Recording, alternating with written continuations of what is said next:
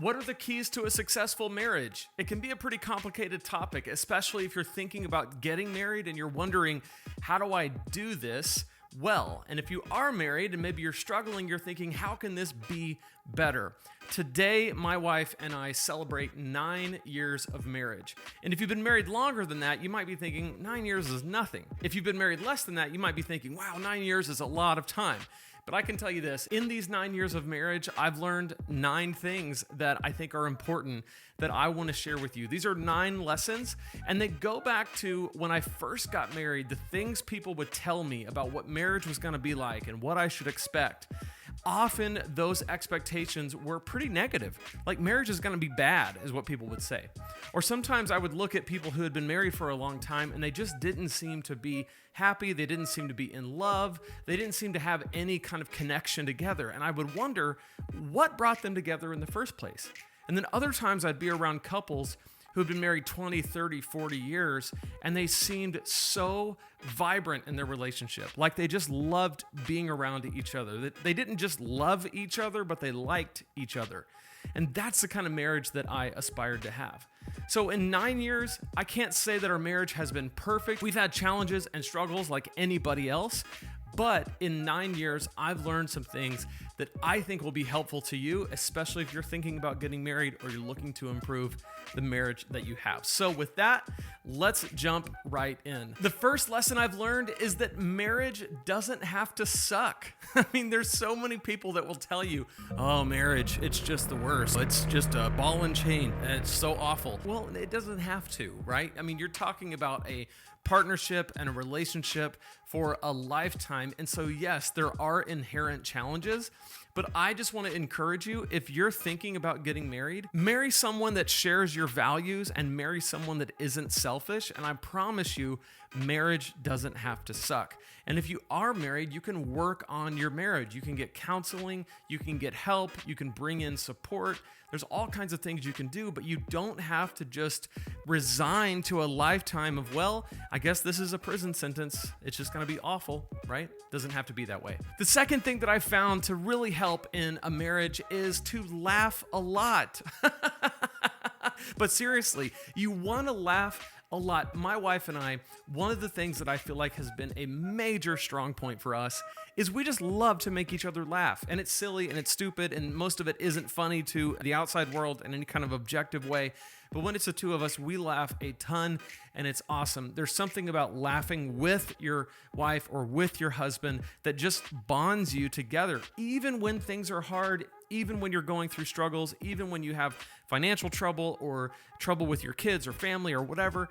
If you laugh, it can just relieve so much tension and it bonds you together. So find what makes you laugh and laugh a lot. Number 3, selfishness and stubbornness are your worst enemies in your marriage. If you want a good marriage and you're selfish and stubborn and you hold on to those things and you're not willing to change, like if you're one of those people that are just like, well, this is just who I am. I'm just a stubborn, selfish person. That doesn't work, okay? You're not going to have a great marriage. You have to be selfless and you have to give and take, right? If you're stubborn, like when you get into a fight, you get into a conflict, if you're the one that's like, I'm not going to make up, I'm not going to be the one to concede, I'm not, well, great.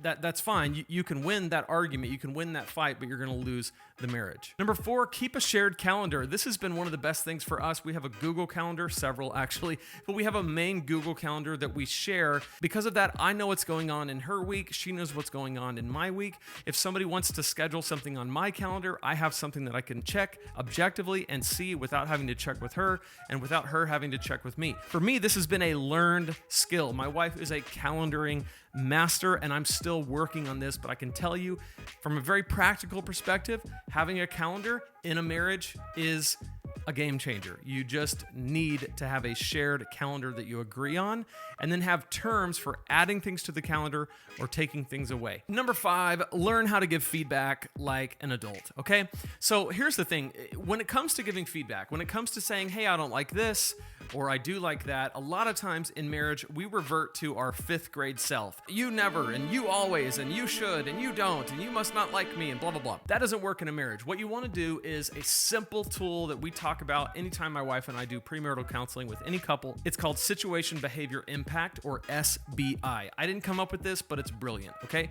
Situation Behavior Impact. When you're faced with something where you need to tell your spouse, hey, I didn't like when you did X, right? You have 2 choices. One is to attack their person. You don't love me because you did X, right? You didn't take the trash out, and that means that you hate me. That doesn't work, okay? Because eventually, it's just gonna get to the point where you hate giving feedback, they hate receiving it, and so you have withdraw, and you're not talking to each other, and that's never a good thing in a marriage. You gotta communicate. So what you wanna do, and this is very simple, is just think about the situation, think about the behavior, think about the impact. So what was the situation? Situation was, it was last Tuesday, and the trash comes on Wednesday. That's the situation. Behavior. He didn't take the trash out, and that's the one thing he's supposed to do, okay? And I say he because it's always us dudes who take the trash out, which is fine. That's okay. I'm not offended by that, all right? Situation, it's Tuesday. The trash is supposed to go out. Behavior, he didn't take it out. Impact, made me feel like you don't care, or that you're going to leave it up to me, or it made me feel like it's a responsibility that you're not taking on, that we both agree that you're supposed to, and that impacts me in a negative way. Situation, behavior, impact. So here's what happens. At first, this can seem very clinical. It can seem like that's a weird way to give feedback. Why would I give feedback in that way? It just seems so clunky. But what it does is it reorients your mind where you think, okay, what is the situation? Okay, that's an objective fact. Okay, this was happening. What is the behavior? This was happening. That's an objective fact. What is the impact it had on me? That's subjective. And that's still your reality, but it's subjective. And so once you root it in objectivity, once you root it in objective facts, when you get to that third thing where you're talking about something that's subjective, it actually means something, because it's not just an attack. It's like, hey, this happened. That's the truth. This happened. That's the truth. And this is how it impacted me. And then if you want, you can add a bonus, which is, here's what I would want, here's what I would like for you to do differently in the future. So for example, when my wife and I first got married, I drove like a maniac. I drove very fast. I had a Mustang and I enjoyed driving it fast. But this made my wife feel unsafe and insecure when she was riding with me in my car. So there's 2 ways to handle that. One is she could just be like, you don't love me because you don't care about my safety, right? That's how a lot of people do. They revert to 5th grade. But instead, if she thinks about the situation, it's like, oh, last Friday when we were in the car, situation, you were driving 15 miles over the speed limit. Behavior. Impact, it felt to me like you didn't care about my safety. That's the impact it had on me, right? Impact. What I would love is that if you drove the speed limit. What I would love is if you didn't drive like a maniac. That would be awesome, okay? Right? So she's ticking those off in her head. It's not like she's saying, hey, Lane, I have some feedback to give you. Number 1, the situation. Number 2, the behavior. Number 3, the impact. We don't necessarily do that, although we did at first because why not? But now it's just it comes naturally. It's like, oh, this is where we were. This is what you did. This is the impact it had on me, and this is what I would like you to do differently in the future. We actually have a built-in way that we do this every single Monday. We do something called Marriage Monday, where we ask each other 5 questions, and if there's any feedback that we need to give that's constructive or something that's offended us, that's when we do it. Number 6, married sex can be awesome. It just can. I can't tell you how many people I talked to before I got married that had struggles in their sex life. Either he wanted it more than she did, or she wanted it more than he did, or there just wasn't a good feedback loop and communication. And so it was an awkward thing that was never really discussed, and there wasn't good communication. So you take that over time and you just start to have a crappy sex life. It doesn't have to be that way. Like, the way God designed this to work is that there is one person in your life that you're completely vulnerable and intimate and free with and around, and that's an amazing thing. So what it takes is a little bit of talking, a little bit of communication, where on a regular basis, you're giving feedback. I know it sounds kind of crazy, but it works. If you're saying, hey, this was good, or this didn't work the way you thought it did, or maybe we could do this, or maybe we could do that, right? That kind of stuff is kind of fun. So talk about it. Number 2, enjoy it like it's supposed to be enjoyable. So have fun with it. And number 3, make out. Like, make out with each other. And then eventually it leads to more, which is an awesome part about being married. Number 7, forgive quickly. All right, there's just nothing worse in a marriage than holding a grudge. It's stupid. It doesn't work for you. It only works against you. This kind of goes back to the selfishness and stubbornness thing. If you're the one that says, no, I'm right, they're wrong, I will hold on to this forever, it doesn't work. You want to forgive. You want to forgive early and often. Number 8, when you're talking about your spouse, only speak highly of them. This is huge. If you get into a pattern of behavior where when you're with your friends, or even worse, when you're with your family, when you're with your in-laws, you're like, oh, my wife, she this, she that. Oh, my husband, he this, he that. Here's what happens. Number 1, you're running down the most important person in your life to your friends and family. That's never a good thing, because guess what? You're going to get over it. You're going to move on. You're going to stay married, most likely, or maybe you won't. But either way, they won't forget. Right? So you just made all these people think ill of the one person who's the most important to you that ideally you would make this right with. Number 2, it starts to get into your head.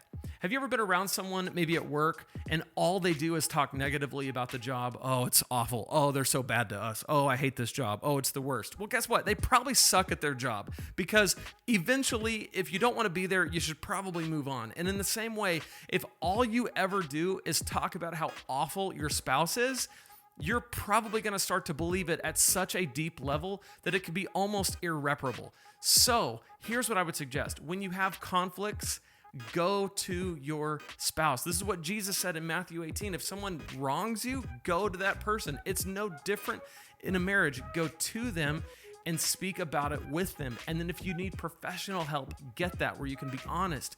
And maybe have a friend that you can trust to confide in, but keep it at a level where it's not just she's the worst or he's the worst, but it's actually solution oriented. And I would never suggest talking to your family negatively about your spouse. It's just not something that my wife and I have ever done. We've just chosen from day one, we're not going to do that. So my parents think that Rachel hung the moon, and she did. And Rachel's parents think I'm awesome, which is an accurate view, because I am. I'm just kidding. And then finally, number 9, pray together often, okay? If you're a spiritual person, if you follow Jesus, there's nothing better than praying with and for your spouse. When I let Rachel know what's burdening me, and I get to hear her pray for me out loud, and she gets to hear me pray for her out loud, it's an incredibly bonding thing that's just amazing. So pray together often and seek God first in your marriage. Those are my 9 things that I learned in 9 years of marriage. I had fun with this. I hope you enjoyed it. Hear me say this. I don't have a perfect marriage. I don't claim to be an expert. I'm not trying to be holier than thou or high and mighty.